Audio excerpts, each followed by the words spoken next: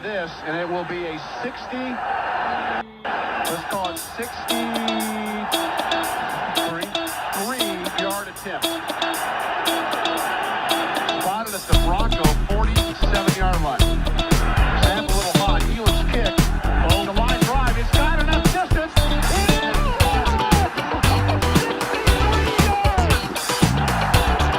Hello and welcome to the Long Distance Kicks podcast. We are far away and we are also up very early here on a Wednesday morning.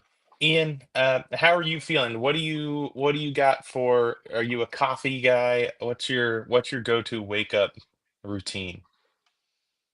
I am a coffee guy. Brew myself a pot every morning. I've got like a tiny little coffee pot, so when I say I drink a full pot, you have to kind of It's like, extrapolate that to the actual size. It's not like I'm just guzzling 12 cups of coffee every morning. But yeah, definitely coffee guy. We got a short week. Broncos playing on Thursday night, so we are doing what it takes to bring you all the latest here early on this Wednesday morning. So I'm excited to get into it. we love it. We love it. All right. Well, down in Houston this week, we saw a game that, you know what, it wasn't pretty.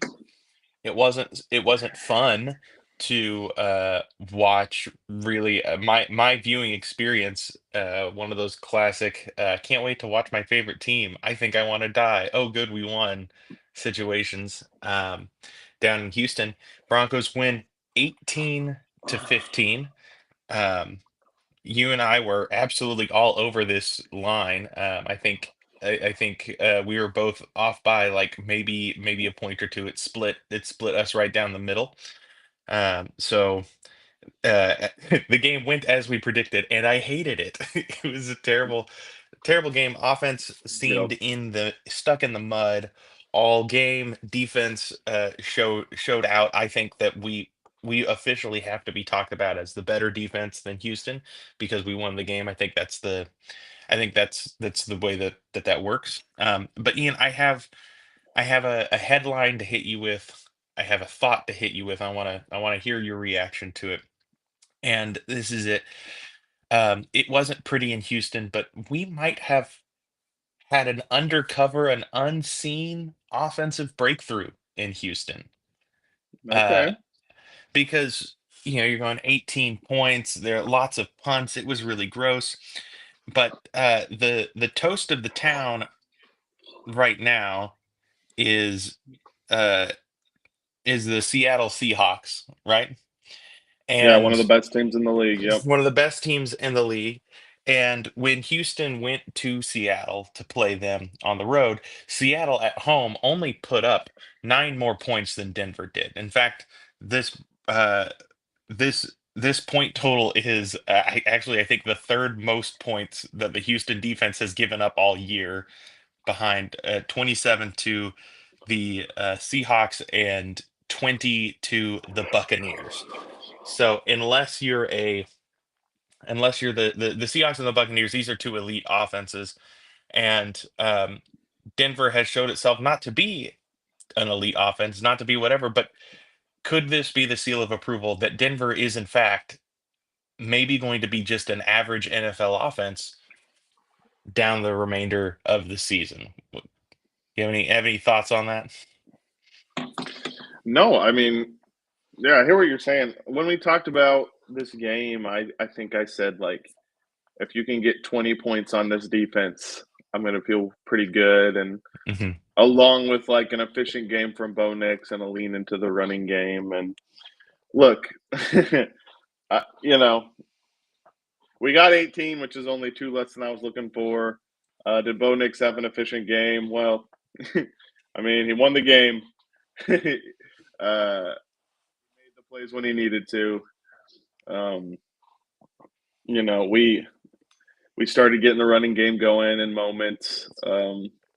RJ Harvey, this is if we're gonna have like a talking point on offense. I mean, I think this was his third straight week with a touchdown or with a receiving touchdown or something like that. He's really sorry, excuse me. He's really become a weapon in this offense. When we talked, all I don't know if you remember, Rhett, but the word Joker was thrown Hmm. around so much in the offseason, and RJ is maybe slowly becoming that. Um, if again, if there's something to pinpoint about this offense that I'm really excited about outside of the offensive line, I think RJ Harvey is one of those things. He's really hitting pay dirt quite a bit here. In fact, I have him on both of my fantasy teams, and I refuse to put him in my starting lineup because I know as soon as I do, he's going to stop scoring touchdowns. And so, Broncos country, you're welcome. It's a heavy cross to bear. Uh, but yeah, I this was one of those games, Rhett, where the offense I watched and I just felt just awful about. And then the last few days, as I've been able to sit on it, I'm not saying that like I've gone opposite now. I don't feel great about it, but when you contextualize this defense, not only this defense, but this defense in their house, right? I mean, this was a defense that we said we're going into. There's not weaknesses on this defense, um, other than like they were like weirdly susceptible to quarterback runs. Which hey, at the end of the game, that you know Hey,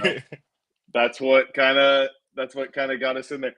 Um, so yeah, I mean, I was not overwhelmed or overly pleased with our offense, but at the end of the day, man, when you face an elite defense, like not this ain't just a good defense, this is an elite defense on the road and you get out of there with a win, sometimes that's just what you got to be okay with. And I think hmm. that after the game, I believe Bo Nix kind of alluded to it. He's like, we've learned to win games like these, or he's got some quote to that effect.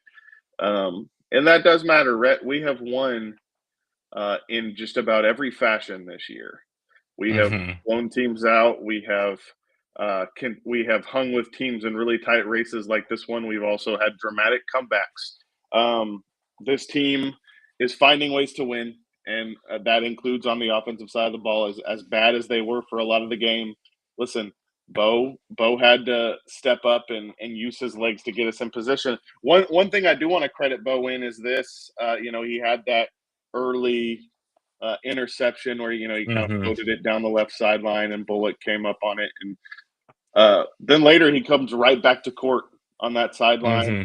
delivers a great ball for a touchdown. So wasn't pretty, wasn't perfect, but as far as the offensive side of the ball, uh, the plays that were necessary in crunch time were made, and we got it out of there with the dub. So Yeah, I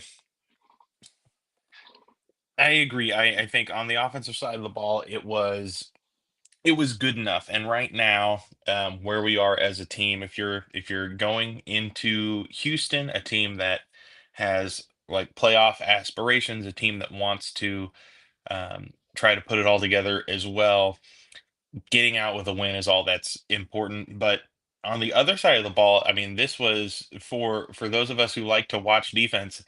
This was an incredible back and forth game. The way that we were playing more or less tennis back and forth with these offenses.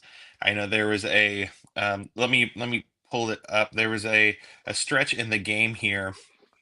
Um, I don't know if you remember this, but it was coming out of the third quarter. You had uh, punt and then a field goal drive from the Texans, but they only gained 24 yards. So that's modern NFL yeah, field goal drive. But punt, field goal, and then punt, punt, punt, punt.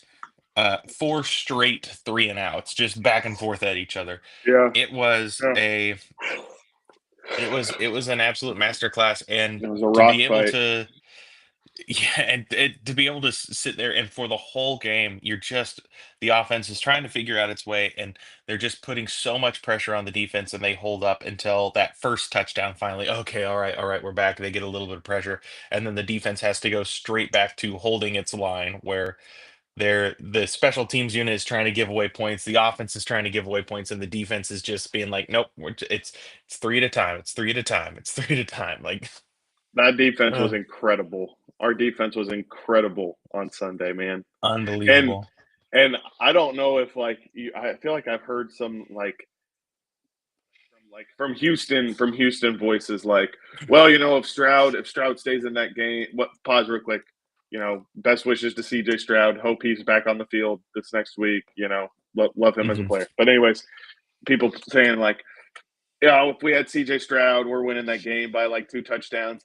And I understand that point, and maybe it's fair, but I also want to point out it's not like CJ Stroud had led a touchdown drive at that point yet in the game or Yeah. anything like that. Like the Texans offense got down to the one twice, and we knocked them back. And on that goal line stand, the Texans got away with it. They got lucky to get that false start on that fourth down because CJ did not sniff the goal line, didn't get close on that fourth Yeah, down, and they were playing like the whistle blew, but like that play, that was an earnest play. Everyone was trying, and I think that's one of the things that I take away is on that initial one. It should have been as straight. Like I wish, I wish we had the opportunity to like decline a false start penalty. I understand why you can't, but ooh, if they didn't get that false start penalty, it would have been four straight totally, four straight stops. totally. Totally. And people will say like, well, you guys played Davis Mills most of the game. Like, doesn't that like isn't that a caveat for it? And I'm like, no, because our defense did to Davis Mills what you would expect a defense of like ours to do to Davis Mills, with the exception of Hmm. like we should have grabbed a pick on him, which I feel like there were moments where that was close. But Hmm. it's the same thing. I mean, it's the same thing with like last week against Dallas, and it's like, oh yeah, well, 44 points, but I mean, it's against the Cowboys defense. Hmm. No, that's still important because that's the most points anyone scored on that defense. It's what a good team should do to a defense like that.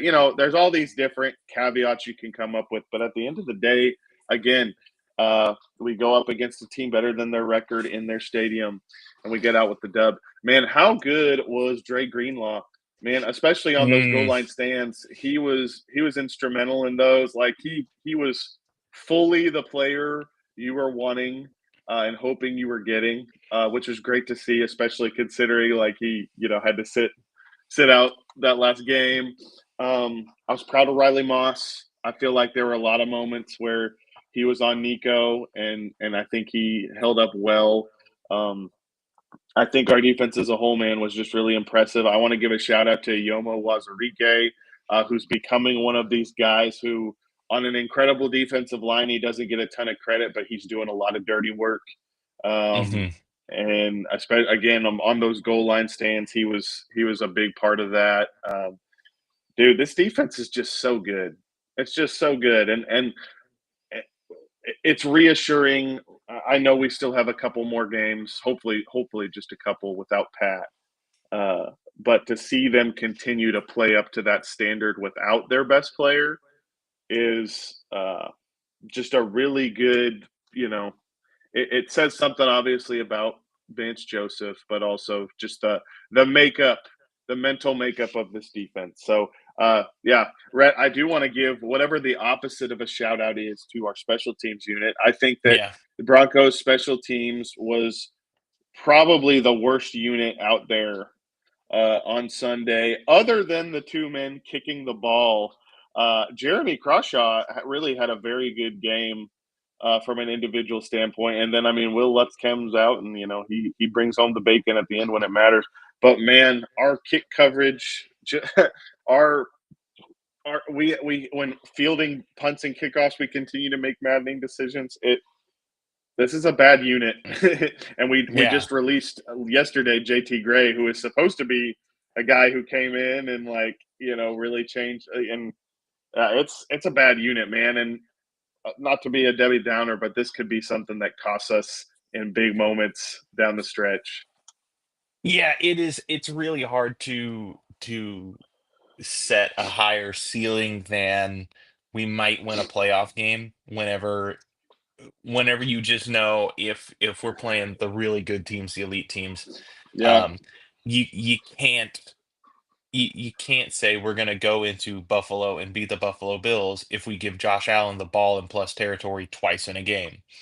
Um, yep, if Kansas City is going to come to the Mile High City and play us in in the playoffs, and we give Patrick Mahomes a touchdown for free, Yeah. we're going to lose to them. And so I'm concerned with it. I'm concerned with the coach speak around it. I know that Yes. there's not too many ways Very to much. discuss it, but um uh like Rizzy said, we just have to be more consistent. And it's like, yeah, consistency is the entire thing about special teams. Like, it's not just like, oh, well, like it felt a lot like, well, I don't know why I'm not getting credit for all the times that they don't return it for 30 yards on us. And it's like, yeah, because you should never, it shouldn't ever happen. Or, hey, man, Right. like there should be a plan. I mean, especially with how good a defense we have, we should the 35 should be the deepest that they ever start a drive with.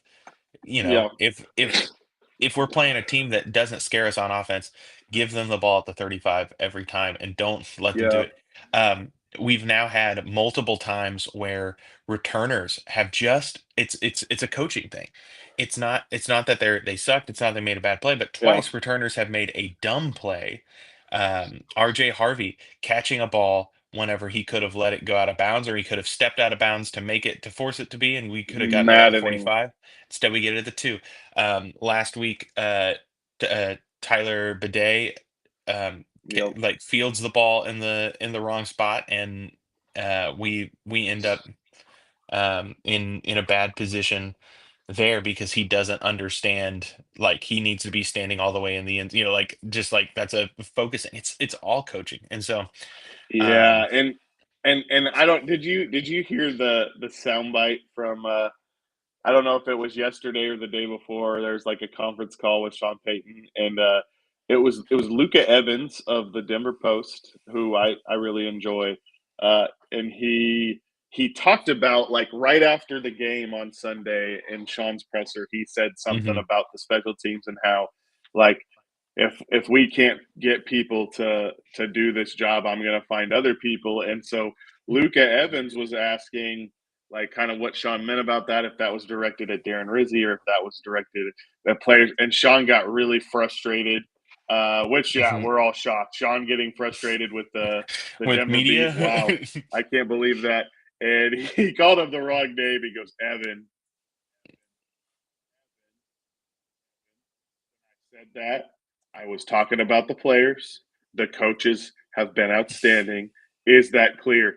And listen, fine that he's like going to bat for his coaches and everything like that. And I agree that like the players aren't doing their job well on special teams. But here's the deal: when you bring in your buddy, another one of your New Orleans buddies, like you fire Mhm, Ben Katwika, who I don't think was this savant for special teams or anything, but it felt like our unit was fine. We also had Chris Banjo sitting right there as an assistant special teams coach mhm, that we could have hired instead. But no, you oust Katwika. Chris Banjo leaves. I think he follows Darren Muji to New York, if I'm mhm. not mistaken. And you bring in Darren Rizzi. You bring in like this certified your guy. You're gonna have to take the heat when this unit is terrible. Like, and maybe Sean's right. Maybe it's more complex than just, well, the coaching's bad. But from our perception, we're not sitting in on those meetings. We're gonna have criticisms for you when you bring in one of your guys and his unit is doing not just like struggling. They've been consistently bad all year Yeah. long in ways that have put us in really tough spots, and at one point even cost us a game in Indianapolis. So Well, and what I found even more exceptional about the back and forth was also, from what I read on the quote, he talked about he cited like if there's guys, there's these coverage units that it's time to come on, and there's confusion over who's supposed to be there. 10 guys are coming out, and there's one guy that doesn't know, and you have to yell at him, and they have to get on yeah, there, which is like cool, but that's not a good defense of your coaching. It's week 8, yeah, it's week 9. If you still have guys that don't know what units they're on, don't know where to go, that's a coaching issue. That's not a yeah, player's issue. That's an issue if you're a middle school coach and you got kids not paying attention. Well, it's like, okay, well, I mean, as the players, they're not they're 12 years old. These are all grown men, and it's way more likely that the issue is that you've been tweaking around and playing with who is and isn't in, and the guys are having more of a time, like having to keep up, and just in general, like that's a coaching thing, and like even um, a lot of the issues that the Broncos as a team have feel like coaching things. The special Yeah, teams being bad, that feels like coaching. We're the most penalized team in the league. That feels like coaching. I don't know if I yeah, don't, like it's hard to yeah. put your thumb on it, but like that feels like a coaching thing. And so Yeah. it's Have just you one of seen those where the it's like, mm, Have you seen the clip at the end when Let's is about to go out there and make the kick, and Sean walks out on the field? He's like, "Hey," like straight through or something like that, and then he yeah. gives like kind of a little smirk. Mhm. It's a fun little moment. But I saw that and I was like, Sean's already a better special teams coordinator than Darren Rizzi, Hey man, hit this kick. Um, straight through. yeah, it's a like I don't know. We'll see. I'd like to. I I felt really good today yesterday. Uh, Big Cat put out his weekly his computer power rankings. I'm not sure if you see those, but No, it's a good bit he does every week. He does his power rankings. There's lots of just like pop culture references of whatever's going around. He calls it the computer rankings. uh it's like, all right, I ran the computer thing, remember, again, this is just the computer rankings, feel free to discuss, but I had nothing to do with this, it's computer rankings. And Denver appeared on the second tier, which was Super Bowl contenders, and I was like, ooh, that's nice. It's yeah, like the yeah, it's a good indicator the just the zeitgeist of what's in the water right now, and it feels like sure, um, after the last few successive wins, we're getting around. I think the league and sports media, the people as a whole, um, we're starting to get a yeah, lot of people that are really more respecting what's going on in Denver and getting ready to see. And I would love to make them feel correct about this. So, yeah. uh, And I'm starting to get there a little bit. Like I've been pretty hesitant to throw around Super Bowl, and I'm starting to get where I'm more okay with it. Like, yeah, we might be Super Bowl contenders, and I think that's less of my opinion on this team changing and more about my opinion on the rest of the league changing a little bit. Like, mhm, and everybody just kind of seeming beatable. I mean, even like, I mean the Chiefs. I mean, we have talked about the Chiefs. I say we just in general, people in general, this team that they're 5-4 right now, yeah, and we have talked about them like they're the greatest team ever assembled, and I mean Buffalo handled them. I feel like the final score betrays how how much Buffalo kind of owned that game, and I mean Buffalo's a very good team in their own right too, but all of the like quote unquote juggernaut teams this year feels like they're beatable, you know. And that's mhm, true of us too. I mean, we're 7-2, but if you watch us, like, well, there's definitely a way to beat the Denver Broncos. And so because of that, like, yeah, I actually feel a little more confident. Like, yeah, we are one of the best teams in the league. We are. I think you've got certain teams. Like, I think that,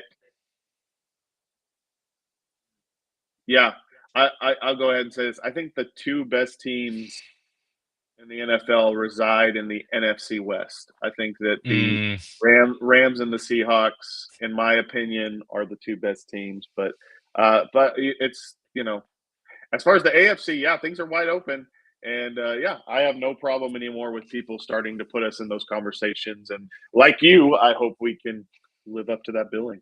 So yeah. I mean, it's felt like for the last, you know, 10 to man, maybe I don't maybe going back like 30 years. Um, i- NFC football was usually the best rosters, the best teams with quarterbacks that you're like, they're good. I don't know if they're Hall of Fame. I don't know if they're incredible. And then the AFC was the conference that had the Hall of Fame quarterbacks, and right, often with a more flawed rosters. But if if a good AFC team came Yes. around, like sometimes those Patriots teams were just unbeatable. Sometimes like you'd get Peyton Manning on those, obviously 2013 we lose, but uh the perception was, you'd had the great quarterback play, Ben Roethlisberger, um, Philip Rivers, Peyton Manning, Tom Brady, all AFC guys, and it's a little bit like that still. The NFC, the Seahawks, the Rams feel like incredibly complete teams.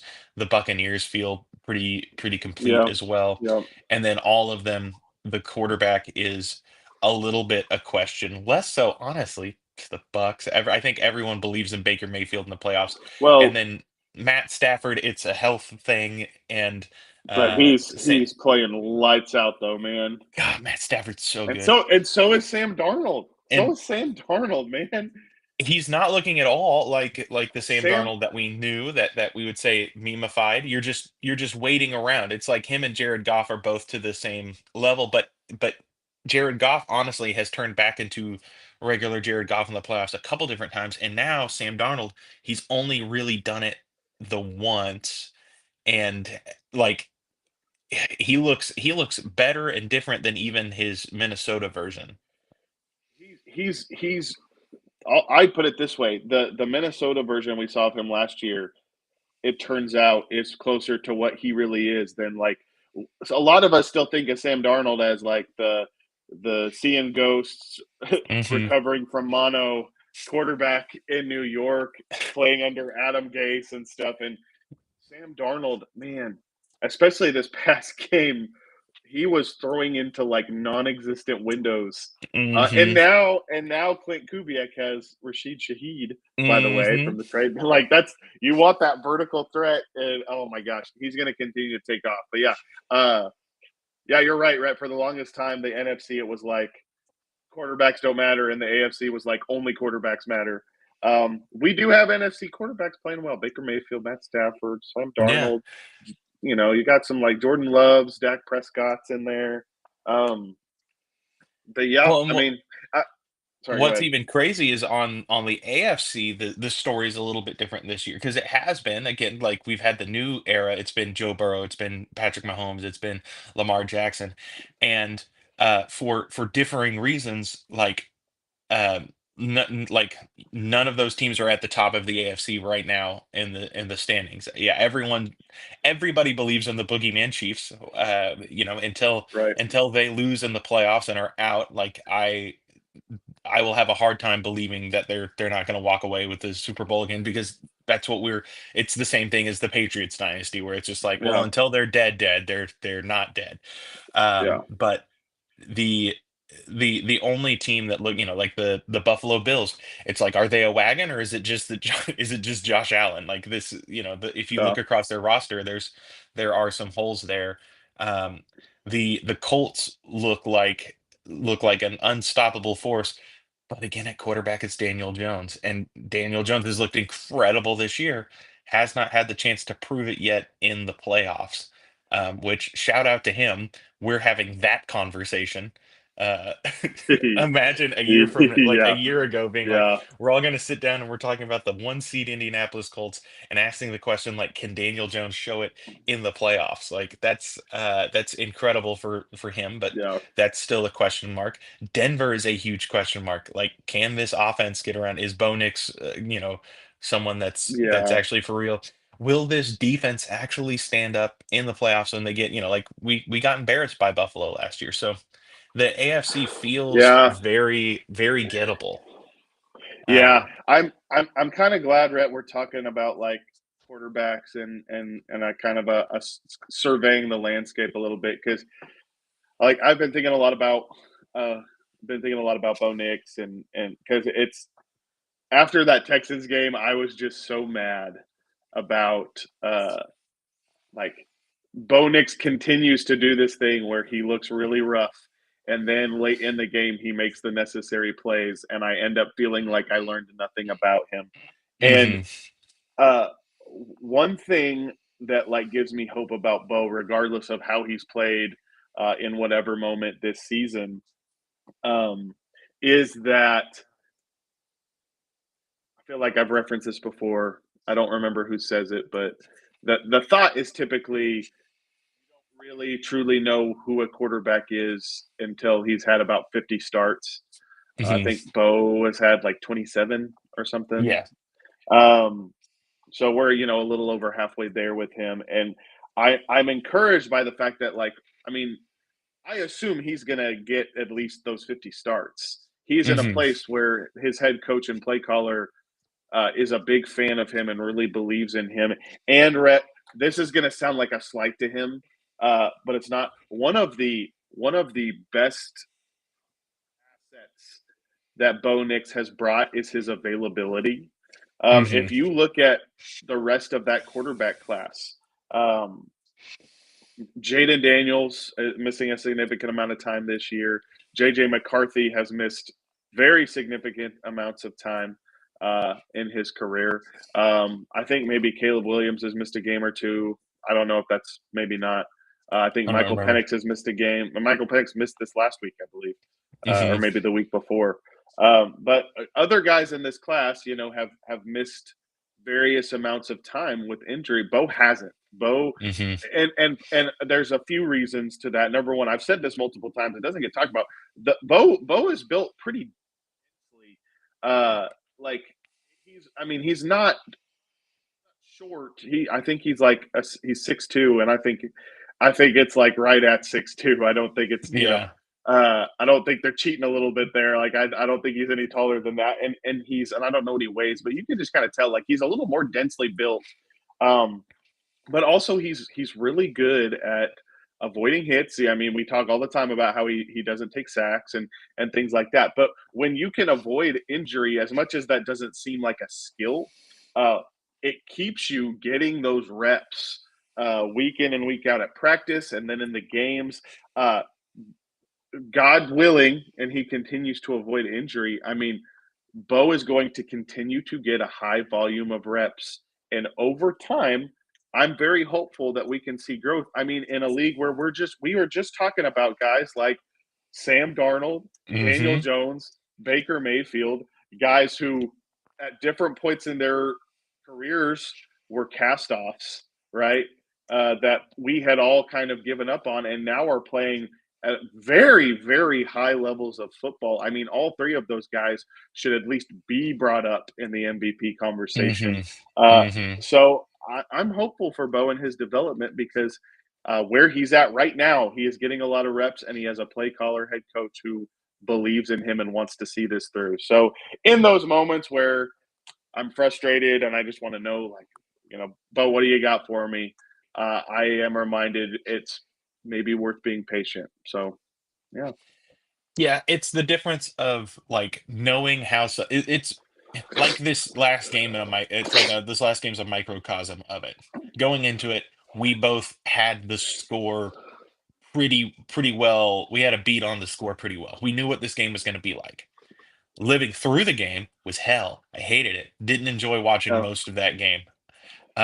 But then at the end, I was like, oh yeah, like that's how this was going to be. We were going to win it close. It was going to no team was going to get to 20. It was just going to be gross.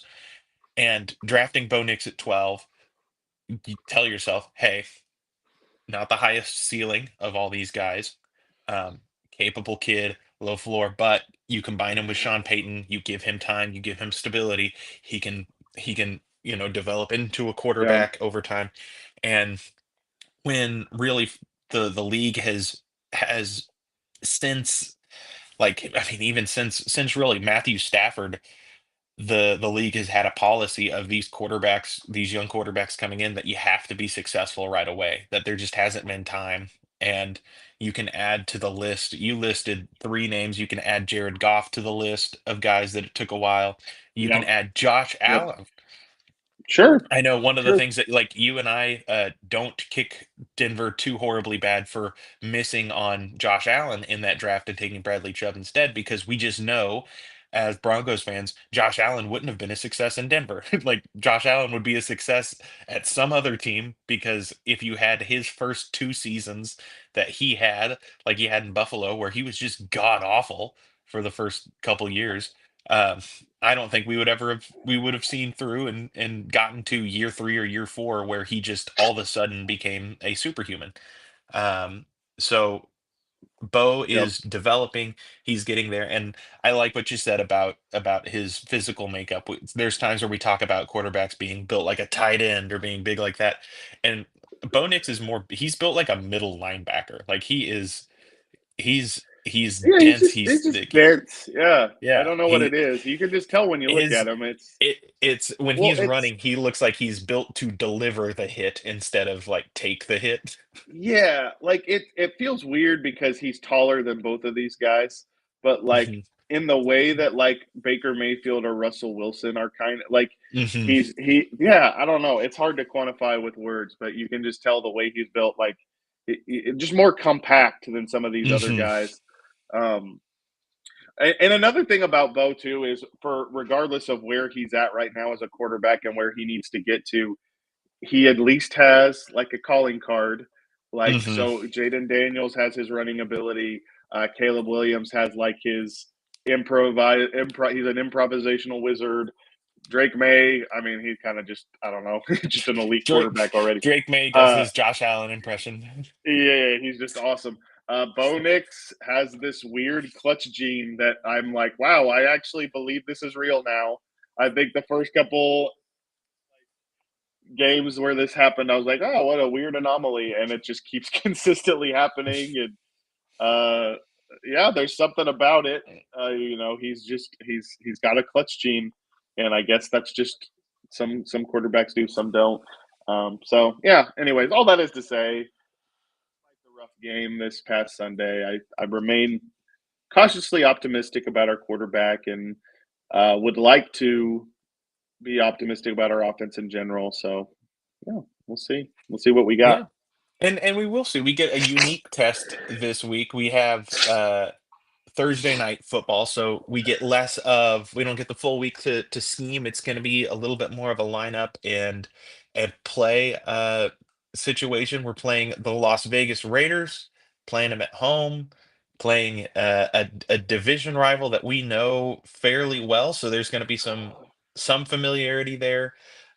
I know Sean Payton spent many years in the NFC playing against Pete Carroll. A lot of different. I mean, they've met in the playoffs multiple times. So we'll see. Ian, I was feeling very, very confident about this game. And then Brock Bowers came back.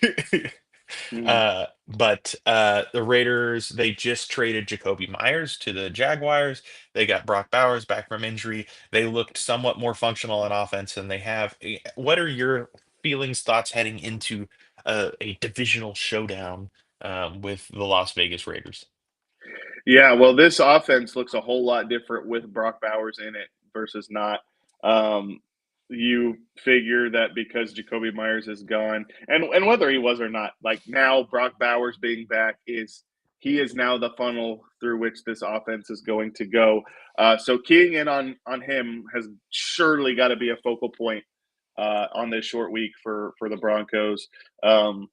I it's not something that oh, well, they have Brock Bowers, like we're in trouble or anything, but he is an incredible player you got to account for.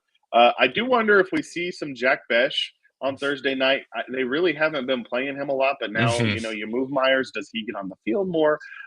The Raiders like to do a lot with both tight ends. They like Michael Mayer out there, more of a traditional Y, good blocker and everything. Very different to Bowers, who's, more of a big receiver. Um, it's an offense that hasn't because of the Bowers injury, and he's been out most of the year. It has not been a scary offense. Gino has Hmm. really regressed this year. I thought it was a real savvy move to go get him in the offseason, but he's really regressed. And of course, again, I'm not gonna just keep saying it every time, but again, Brock Bowers comes back, that helps. Yeah. Genty has had some really nice games. They also just rhythmically getting him going hasn't always been there. I, I was a little more nervous on Monday because on Monday, the Broncos didn't practice, but even when you don't practice, you're supposed to release like an estimated injury report. And brother, Hmm. I don't know if you saw it. There were Ever, some names. Yeah, yeah. everybody's Like, on the injury like, report. oh, our entire starting secondary may or may not play. Uh, Marvin Mims didn't participate again, but then yesterday's injury report, Mims practiced, Brandon Jones practiced, Riley Moss practiced. A lot of these guys that have popped up on there, Hmm. which makes me think, okay, some of this was probably more procedural than anything, and so I expect a lot of those guys to play. So that makes me feel a lot better. That being said, it's still going to be our important for our defense. We need to be able to uh, remind Gino of his Seattle days in that you know him getting pressured a lot. Hmm. Which I believe we can do. I think that our defensive line is good enough that um, we don't have to be kept up at night thinking about Ashton Genty. I again, Rhett, I think that priority number one is figuring out what to do with Brock Bowers. I'm Hmm. assuming you uh, this last week, him back. It felt like I kind of went back and looked at the Raiders Jags game, which was real high scoring. I think the Jags won by it was like 30 to It was 29. yeah, 30, Uh, 29. or it and this isn't surprising, but like feels like zone defense was when Brock Bowers was really making a lot of plays. Um, Hmm.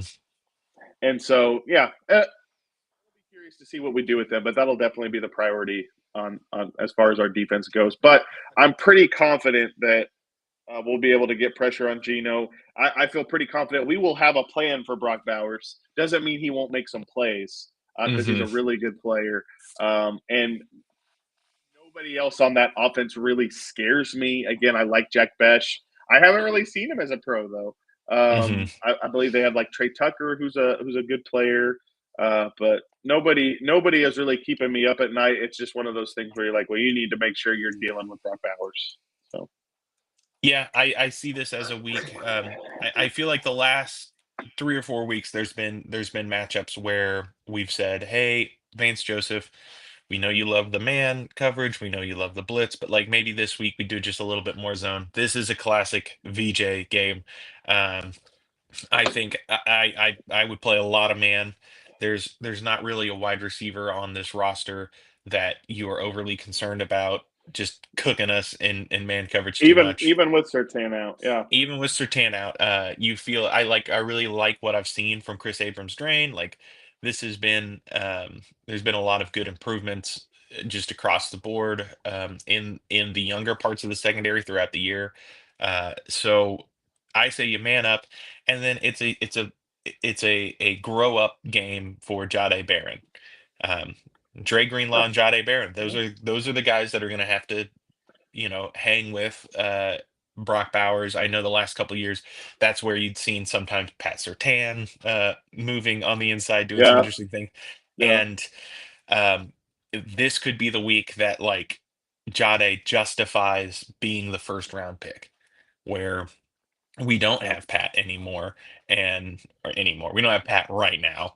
Um, that's like who is it that on the Packers, their wide receiver that that Tucker went down and Tucker Craft went down and he was like, yeah, he's in a better place. And they're like, dude, he's not dead. I didn't see that.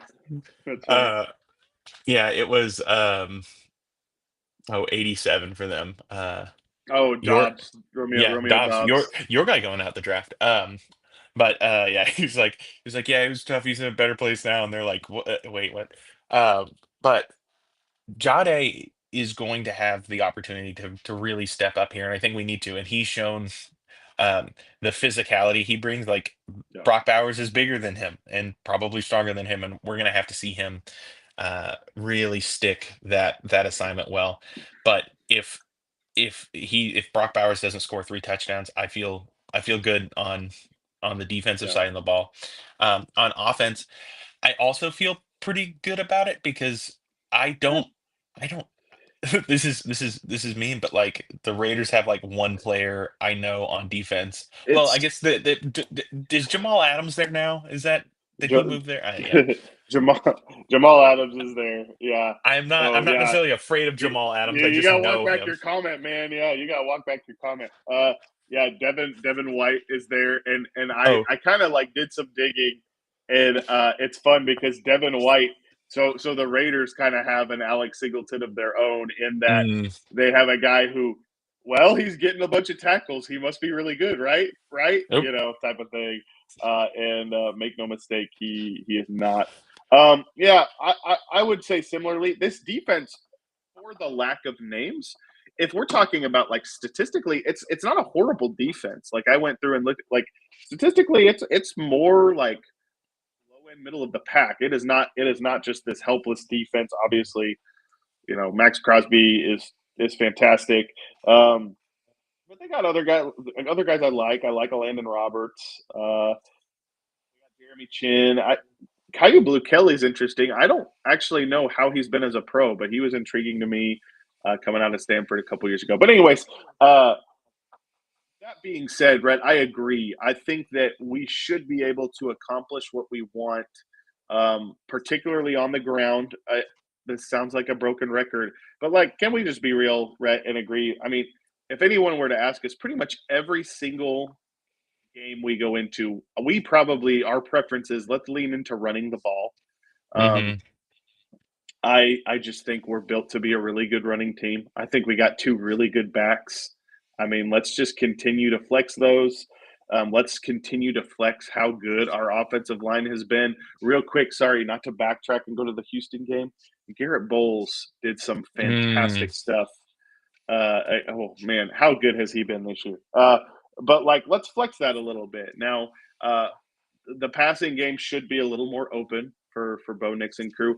I personally I could see Cortland Sutton having like a pretty big game in this one. I know the last couple weeks he's kind of occupied some attention. Um, yeah, I'm with you. I think and Bo Nix. I mean, he played pretty well against the Raiders last year in his two hmm. starts against them. And I'm not. It's yeah, Rhett. This is just one of those games I look at, and I don't think it's going to be a pushover game by any stretch. It's a Thursday night game; those are always weird. It's a division game; those are always a little more competitive. I don't think the Raiders are just this hopeless, you know, god awful disaster of a roster. I think they've caught some tough injury luck. Um, I do not think they're good, but yeah, it's not a pushover game at all. And Sean Payton knows not to overlook this with the Chiefs looming the following week. He knows Hmm. that this is an important game to get us to 8-2. So I think we're at, I really do. I think we're going to come out there, and I think there's going to be some physicality. Um, I think we're going to be fired up. So Yeah, I agree. I think that with the short week, there's less time for the Raiders to really get deep in their bag of like scheming up ways to keep Cortland Sutton away from the ball.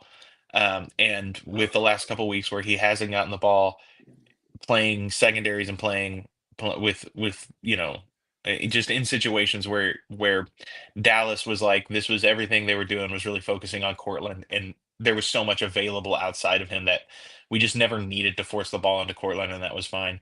um Houston, Cortland was lined up with Derek Stingley and was taking on a really tough assignment, and it was it sure, was it was tough sledding. And honestly, in both of those games, Cortland had some big drops when the ball did get to him. So, if he yep, had caught the ball, with a little bit more consistency, like it comes down to that. Like he dropped the ball, we could see him more involved.